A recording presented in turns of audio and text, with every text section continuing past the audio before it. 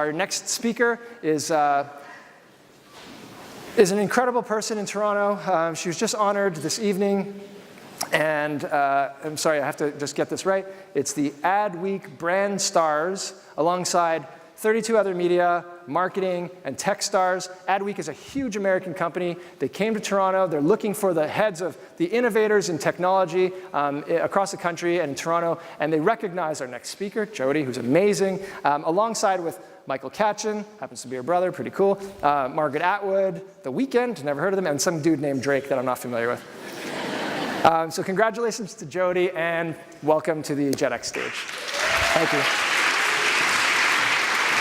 I don't know, shake hands. It's all good.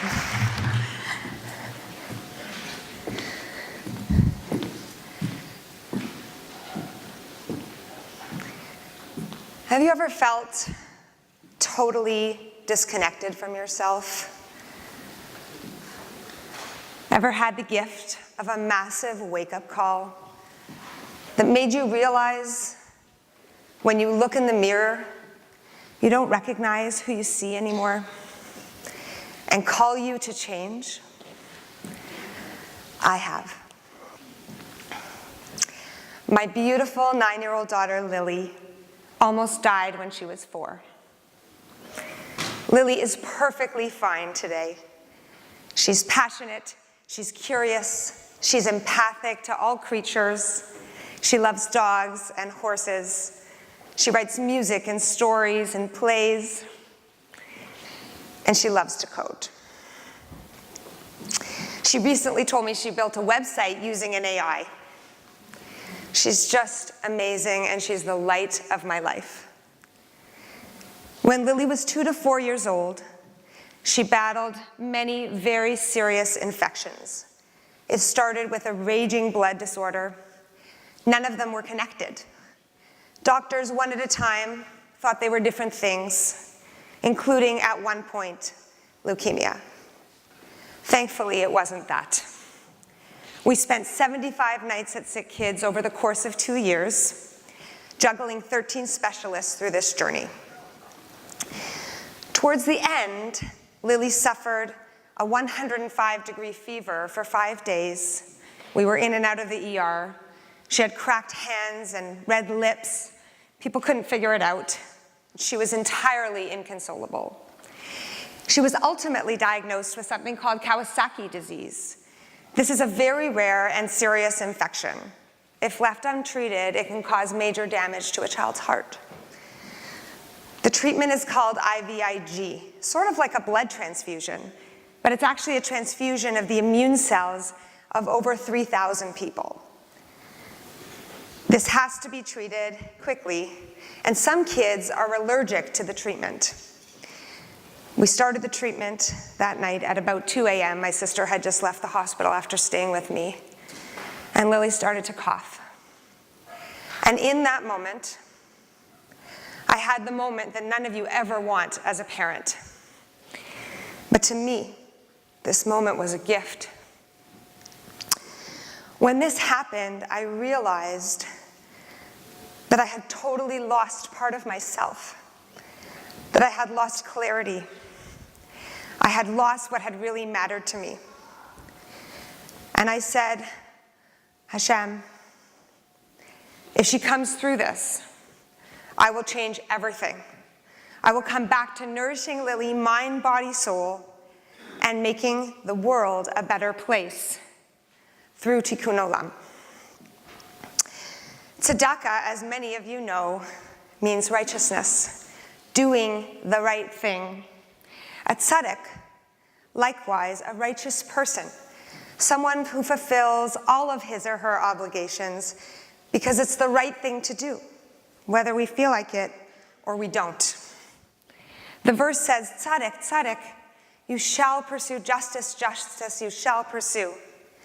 So we have a basic responsibility, a human responsibility, to reach out actively to others, to give of our time, our energy, our money, our spirit, in a statement that means I will do whatever I can do. That's the Jewish concept of Tikkun Olam, repairing the world. Growing up, I believed in Tikkun Olam. I was so lucky to get this from my incredible parents, from my siblings, from my grandmothers, from my school bialik, from my shul, from my community and friends, and also from Golda Meir, whose biography I read very many times as a child. And I always did something about it because I believed it so fiercely. Small things, like I participated in every single walkathon, every weekend or a readathon. People would say, "You're fundraising again?" To serving breakfast to underprivileged children at 7 a.m. all throughout high school with absolute joy. To reading to an incredible woman, Kay, that I met when I was working at Scotiabank. She was blind and it was hard for her to use her scanner, and it never had given me more happiness than spending time with her, reading her mail.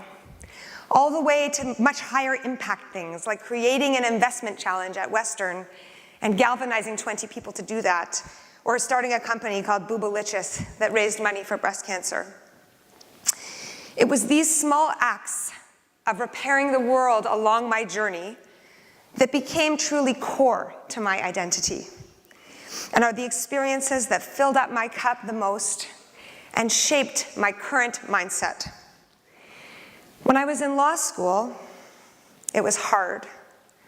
I found I had less and less time, and as I pushed myself to work hard to become good at something that wasn't easy or authentic to me, I started to lose my soul. And I lost this piece of me, the way I had always lived with Tikkun Olam front and center. It became even more challenging for me as I started to practice. I never stopped believing. In fact, I was a family law lawyer thinking I was doing good. But it was really hard for me to act, to take the action. While I loved the law and I have tremendous respect for the profession, it really sucked the entire life out of me, and I totally lost part of myself. It was only when I almost lost Lily, the thing that matters most to me in this universe, that I realized how unhappy I was, and that I woke up. I realized how my life had been impacting me as a mom, as a daughter, as a friend, as a then wife. And I really wasn't doing my part anymore to repair the world. I had lost the thing that made me feel happy and made me feel alive. I realized then that I needed to get that part of me back. I didn't really know how I was going to do it, but I knew deep inside of me, those nights at the hospital when I sat on the floor, broken to the bone, watching other children without their parents because they couldn't afford to be there, that I had to do something, that I had to fix what was broken in our incredible institution around not being able to navigate. It's much harder for most of the people in the world that don't speak English or aren't lawyers that can't litigate or navigate their way through. So I wanted to help sick kids. It was the best gift I could give. And I really wanted to do something impactful. I wanted to make a big difference. Good or not good, I always sort of go for the big goal. So I decided I should be on the board. But this is a very hard thing to do. I was so fortunate to have lunch through a mentor with a former board member, a woman who said, "Don't be afraid of it, you can do it. This is what you need to do. Go find a program, any program, to get involved, and act, lead, lean right into it, demonstrate your value." So I took her advice as step one. I joined a program called Innovators, which is for young professionals at the hospital. It was a significant financial commitment, and we really pooled our resources like Dragon's Den. And I said at the first meeting with an incredible human named Colin, who believed in me from minute one, "I'm going to find 10 friends to join." He kind of laughed, but he said, "Okay, I believe in you, let's do this." And I did in about 4 months. I was then so lucky to meet Jordan Banks, who generously gave me some of his time. We met to talk about my career and my goals to get involved with sick kids, that I wanted to get involved and meaningfully contribute at the board level. And at this point, nobody knew who I was. I really didn't have any sort of recognition.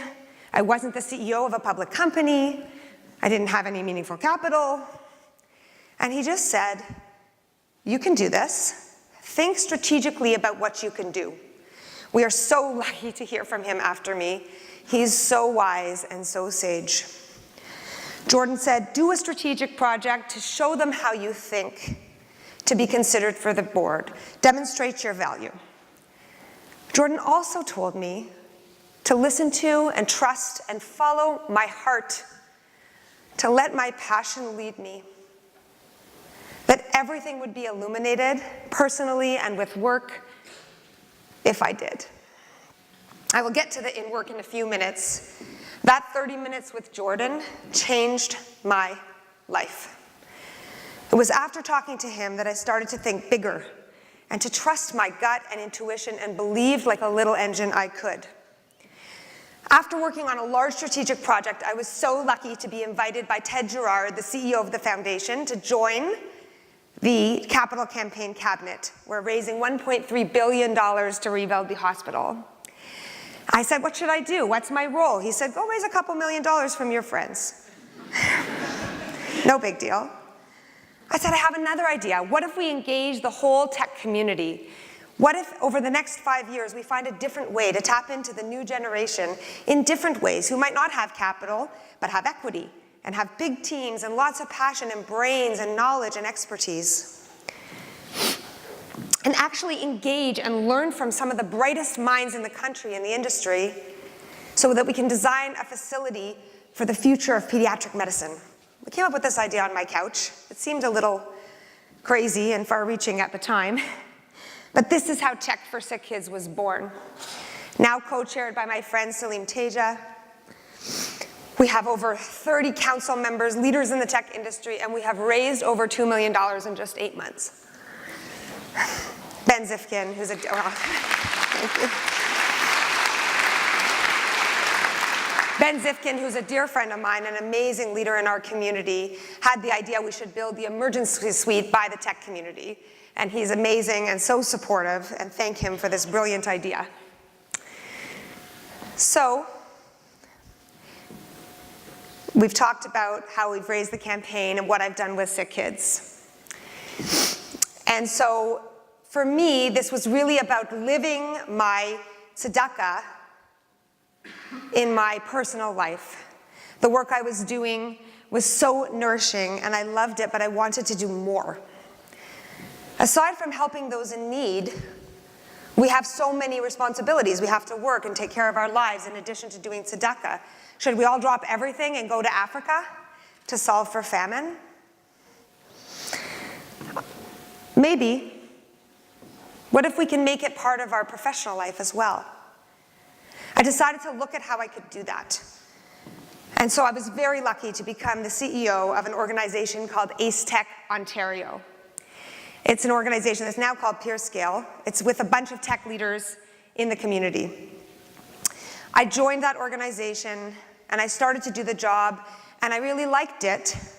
And all of a sudden, I had the great opportunity to be called by passion and purpose into my professional life. Jordan Banks had said to me when we met that that would happen, and so it did. It found me. I was incredibly lucky when I became the CEO to have the opportunity to go to Israel with the mayor of Toronto. I only got there because an incredible friend of mine went out of his way to put me on that trip. I got onto the bus with all the leaders of the tech community. Hadn't really earned my seat on that bus. I had to do it myself once I got there. But someone going out of his way to put me on the bus changed my entire life again. I met these incredible women called the iAngels. They have a company called the iAngels. And they had raised about $500 million in their fund. And when I met them, I said, when you go to the US, stop in Toronto, and we'll do a little event around you, maybe 30 people. We sent out an invitation, and that became 1,000 people in 2 days. The energy was palpable to do something to advance women in technology in Toronto. That's how Move the Dial was born. It started as a grassroots movement, and it's become a global movement advancing women in tech, with over 6,000, 7,000 people now joining us, 75 advisors, expanding into new markets. We were just in New York, we've been in San Francisco, we're going to LA, Japan, UK, France, and we're having a global summit right here in Toronto on November 7th.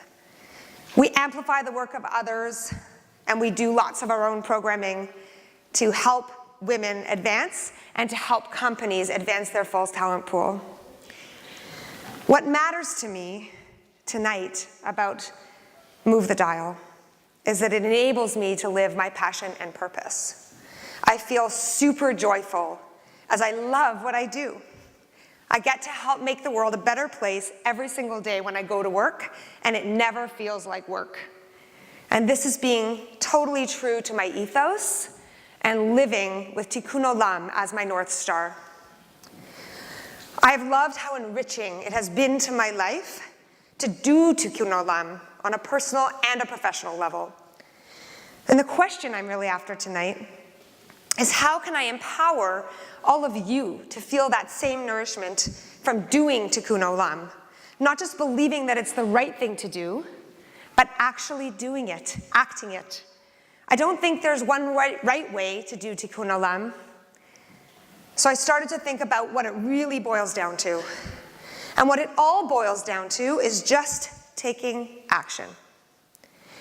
Big actions, little actions, whatever actions work for you, personally, professionally, and everything in between. But at its core, it's really about going out of your way. So now, I ask myself, who am I? I'm the founder of Move the Dial, a company and movement I am deeply proud of. I'm a daughter, I'm a friend, I'm a mom, I'm a single mom. Sometimes I'm a lot of very messy and very complicated things. But I am also joyful and passionate and completely nourished, authentically living my North Star. And I feel so joyful to be able to share that with you tonight, how much I love repairing the world and hopefully inspiring and empowering you to do the same. Thank you.